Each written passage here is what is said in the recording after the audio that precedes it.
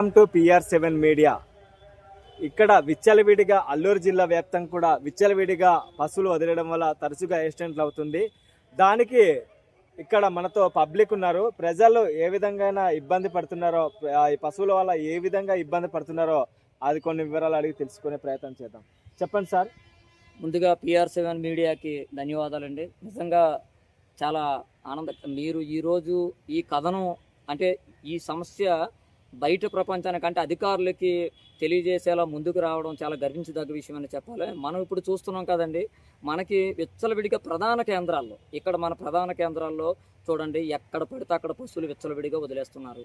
దానివల్ల తరచూ ప్రమాదాలు జరుగుతున్నాయి. రాత్రి వేళల్లోనైతే ప్రమాదాలు సంభవిస్తే మరణించిన గతంలో అనేకం ఉన్నాయి. ఎందుకంటే రాత్రి వేళల్లో కొన్ని పశువులు కలర్స్ కనబడవు. అంటే అవి ఏటవుతుందంటే మనకి ఏజెన్సీ ప్రాంతం కావడం వల్ల ఈ చిమ్మ చీకటిగా ఉంటుంది, ఈ మంచు ప్రభావం వల్ల కూడా కనిపించవు.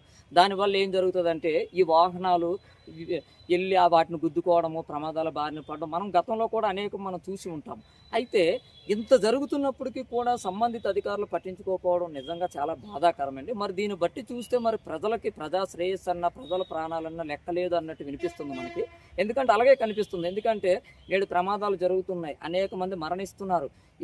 ఎన్ని ఇబ్బందులు పడుతున్నా సార్ సంబంధిత అధికారులు పట్టించుకోవట్లేదు. ఒకవేళ మీరే చూడండి, ఒకవేళ మనం రోడ్డు మీద వెళ్ళేటప్పుడు ఒక్కసారిగా పశువులు మన మీదకి వచ్చాయి అనుకోండి, అప్పుడు మనం భయభ్రాంతులు గురవుతారా లేదా? చిన్నపిల్లలు, ఇప్పుడు పెద్దవారు అయితే మనకు పర్వాలేదు, చిన్నపిల్లలు సైతం వెళ్తున్నప్పుడు ఏమైనా వస్తే ప్రాణాలు పోయే అవకాశం ఉంది.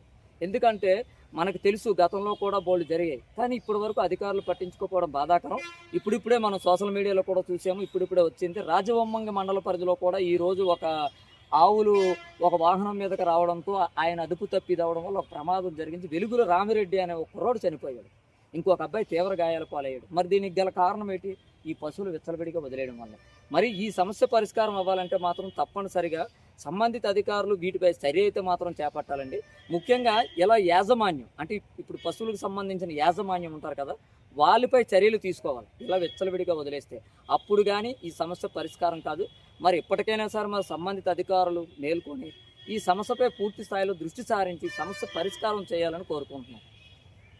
ఇది ఇక్కడ గిరిజన ప్రాంతంలో ఇబ్బందులు పడుతున్న వారు తెలియజేసే విధానం. అయితే రంగురంగుల కలర్స్ ఉండడం వల్ల గిరిజన ప్రాంతంలో మంచు పొగ ఎక్కువగా ఉండడం వల్ల తరచుగా యాక్సిడెంట్లు జరుగుతుంది. అయితే ఏదైతే ఈ పశువులు ఉన్నాయో యజమానులు దాన్ని కట్టడి చేయాలి, అలాగే అధికారులు కూడా కట్టడి చేయాలని గిరిజనులు అయితే కోరుతున్నారు.